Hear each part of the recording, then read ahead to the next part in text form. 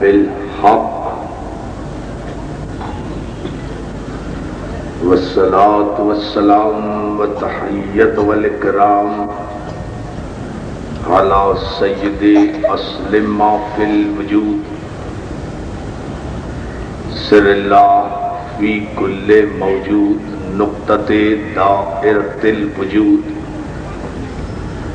صاحب اللواء الحمد والمقام المحمود مولانا ومولا الثقلين جد الحسن والحسين ابي القاسم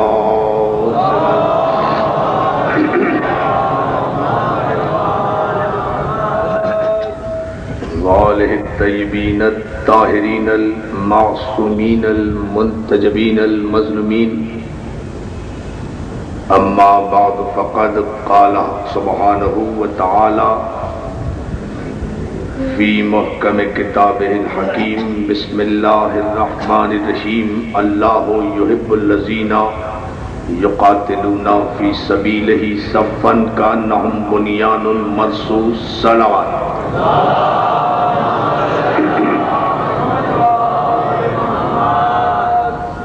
حاضرین گرامی قدر، عزاداران سید الشہداء، ماتمداران مظلوم کربلا،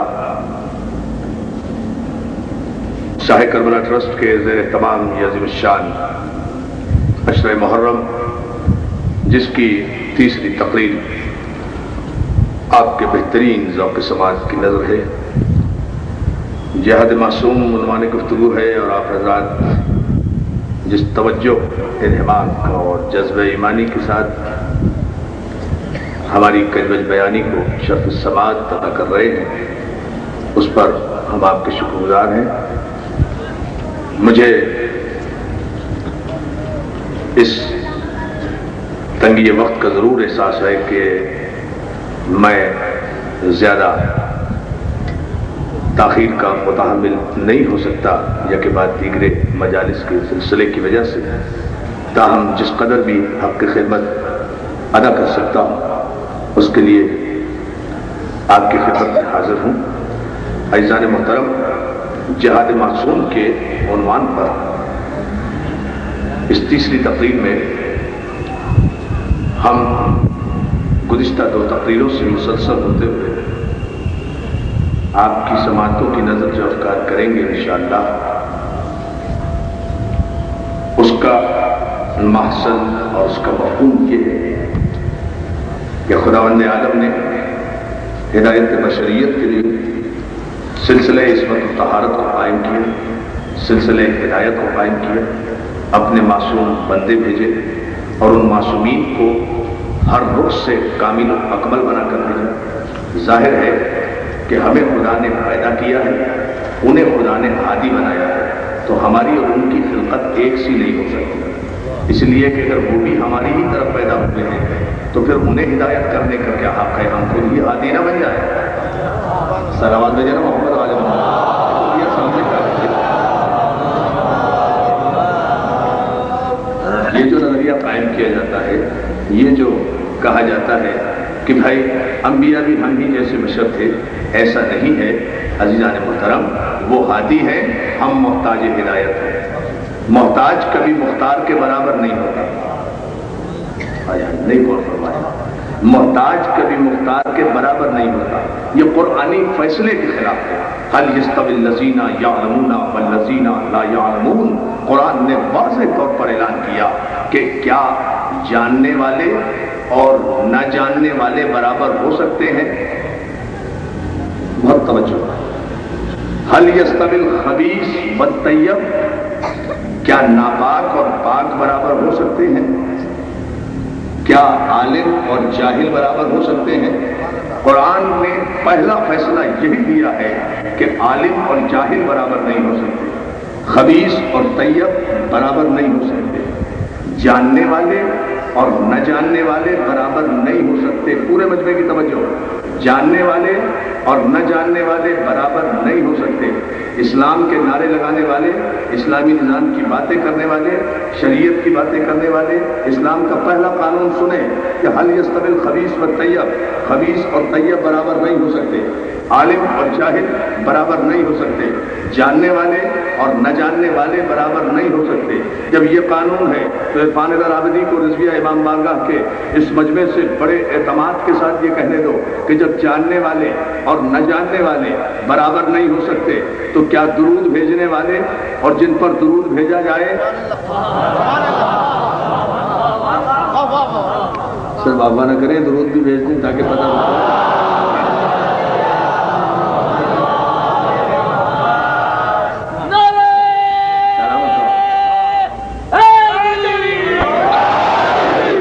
کیا درود بھیجنے والے، آپ کے ذہنوں اور آپ کی سماعتوں کا، آپ کے جذبوں کا امتحان لے رہا ہوں دوستوں، میں آہستہ آہستہ گفتگو کروں گا چونکہ تھکا ہوا ہوں، لیکن آپ حضرات تھکے ہوئے نہیں ہیں، اس لیے ذرا سے میں آپ کی توجہ چاہوں گا۔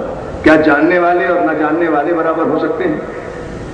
خبیث اور طیب برابر نہیں ہو سکتے، عالم اور جاہل برابر نہیں ہو سکتے، تو پھر درود بھیجنے والے اور جن پر درود بھیجا جائے وہ برابر نہیں ہو سکتے۔ پھر جب یہ نہیں ہو سکتا تو پھر مسئلہ پوچھنے والے اور مسئلہ بتانے والے،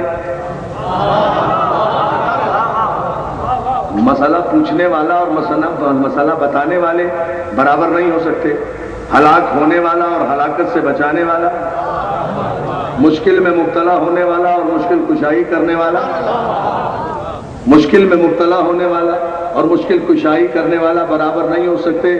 نہیں، اور ذرا سا ذہنی سماعت کو بلند کریں، کلمہ پڑھنے والے اور کلمہ پڑھانے والے برابر نہیں ہو سکتے، کلمہ پڑھنے والے اور کلمہ پڑھانے والے برابر نہیں ہو سکتے۔ جب اصول قدرت ہی یہ ہے تو پھر خاک کے ذرے اور ابو تراب برابر نہیں ہوا کرتے۔ جب یہی اصول قدرت ہے تو پھر بشر اور ابو البشر برابر نہیں ہوا کرتے۔ جب یہی اصول قدرت ہے تو پھر انسان اور خیر انسان برابر نہیں ہو سکتے۔ جب یہی اصول قدرت ہے تو پھر شجرہ طیبہ سے تعلق رکھنے والے اور شجرہ خبیثہ سے تعلق رکھنے والے، یا اللہ توجہ فرمائے ذرا محترم۔ اچھا نہیں، ایک تاریخی جملہ کہہ دو تاکہ آپ کی زحمتیں تمام ہوں اور گفتگو کو ہم آگے بڑھائیں۔ اگر یہی اصول قدرت ہے اور قانون قدرت ہے تو پھر اس قرآنی قانون کو بھی ملت کو تسلیم کرنا چاہیے شریعت کا نعرہ لگانے سے پہلے کہ کلمہ پڑھنے والے اور کلمہ پڑھانے والے برابر نہیں ہو سکتے۔ جب یہ برابر نہیں ہو سکتے تو کیا کچھ قدوں میں پیدا ہو کر کافر ماں باپ کی آغوش میں پل کر جوان ہونے والے اور خانہ کعبہ میں پیدا ہو کر آغوش رسالت میں پل کر جوان ہونے والے برابر نہیں ہو سکتے۔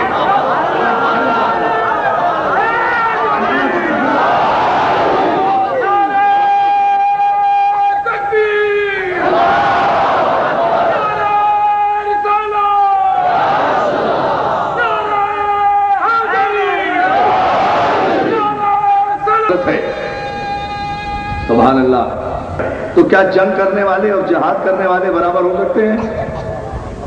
کیا انسانوں کو قتل کرنے والے اور انسانوں کو ہلاکت سے بچانے والے برابر ہو سکتے ہیں؟ کیا حکومت کی خاطر، بہت توجہ، حکومت کی خاطر عوام کا قتال کرنے والے اور ہدایت کی خاطر تخت حکومت ٹھکرانے والے،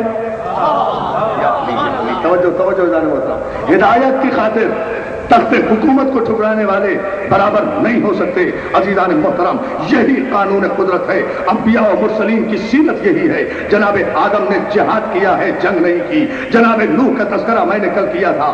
جناب آدم ثانی نے، جناب نوح نجی اللہ نے جہاد کیا ہے، 950 برس جہاد کیا ہے، نوحے پڑے ہیں، تبلیغ کی ہے، ہدایت کی ہے، تلوار نہیں اٹھائی، ہدایت کی ہے، تلوار نہیں اٹھائی۔ جناب ابراہیم خلیل اللہ جو ابو الائمہ بھی ہیں، جو ابو الانبیاء بھی ہیں، جو اماموں کے بھی باپ ہیں، جو نبیوں کے بھی باپ ہیں، جناب ابراہیم وہ ہیں جو عبد بھی ہیں، نبی بھی ہیں، رسول بھی ہیں، امام بھی ہیں، خلیل بھی ہیں۔ صلوات میرے محمد والے محمد۔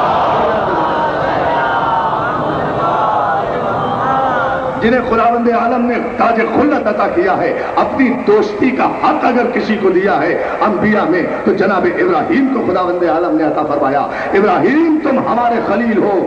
تو اسی منزل پر سورہ مبارک بقرہ میں ابراہیم کی منزلت کا اعلان بھی کیا ہے، وَإِذِ ابْتَلَىٰ إِبْرَاهِيمَ رَبَّهُ بِكَلِمَاتٍ فَأَتَمَّهُنَّ قَالَ إِنِّي جَاعِلُكَ لِلنَّاسِ إِمَامًا قَالَ وَمِن ذُرِّيَّتِي قَالَ لَا يَنَالُ عَهْدِ الظَّالِمِينَ۔ ابراہیم کا ہم نے کلمات سے امتحان لیا۔ دوستو قرآن فہمی یہ ہے کہ آیت کو پڑھ کر نہ کرو، جب لفظ کلمات آیا ہے تو پھر غور کرو وہ کون سے کلمات تھے جن سے ابراہیم کا امتحان لیا۔ جیسے ہم نے پرسوں کہا تھا کہ وہ کون سے اسما تھے جو آدم کو سکھلائے گئے، صلوات بھیجے نا محمد علیہ وسلم۔ ہم نے ابراہیم کا امتحان لیا کلمات سے، فاتمہن، اور جب وہ اس امتحان میں 100% کامیاب ہوئے تو ہم نے انہیں انعام کے طور پر امامت عطا کی۔ کیا آپ تو غور نہیں کیا؟ امامت سازش کے تحت نہیں ملتی، انعام کے طور پر ملتی ہے۔ امامت سازشوں سے نہیں ملا کرتی، امامت انعام کے طور پر اللہ عطا کرتا ہے۔ انی جاعلک للناس اماما، للناس اماما۔ عزیزان محترم، آغاز ہی میں ایک تاریخی جملہ ہے، اگر آپ غور فرما لیں، خداوند عالم نے واضح طور پر قرآن میں اعلان کر دیا ہے کہ انی جاعلک للناس اماما، ہم نے تمہیں ناس کا امام مقرر کیا ہے۔ تو اب جب قرآن کی یہ آیت باقی ہے قیامت تک، تو پھر امامت بھی اس وقت تک باقی ہے جب تک ناس باقی ہے۔ جب تک ناس باقی اس وقت تک امامت باقی۔ ناس تو موجود ہے، پھر یہ کیسے معلوم کہ امامت نہیں ہے؟ اور رعایت معطل ہو کر رہ جائے گی۔ انی جاعلک للناس اماما، ہم نے تمہیں ناس کا امام مقرر کیا۔ جیسے ہی ابراہیم کو امام مقرر کیا، ابراہیم مسند امامت پر گئے، ویسے ہی ابراہیم مسند امامت کی بلندی سے دعا کرتے ہیں، قال ومن ذریتی، پروردگار کیا یہ عہدہ امامت میری ذریت میں بھی جائے گا، میری نسل میں بھی جائے گا؟ یعنی ابراہیم نے دعا کر کے یہ ثابت کر دیا کہ ابراہیم کو حق نہیں ہے کہ وہ اپنے بعد کسی کو امام مقرر کرے۔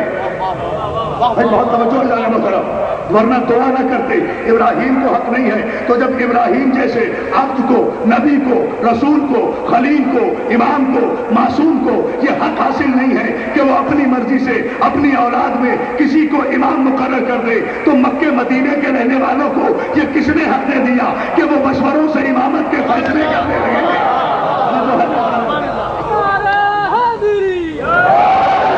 سلامت تیرے بابت بلند محمد پروردگار کیا یہ عہدہ امامت میری ذریت میں بھی جائے گا؟ قال لا ینال عہد الظالمین، ہاں یہ عہدہ امامت تمہاری ذریت میں جائے گا، لیکن یاد رکھو ابراہیم، تمہاری ذریت میں بھی جو ظالم ہوں گے وہ امام نہیں ہو سکتے۔ اللہ اکبر، تمہاری ذریت میں جو ظالم ہوں گے وہ امام نہیں ہو سکتے۔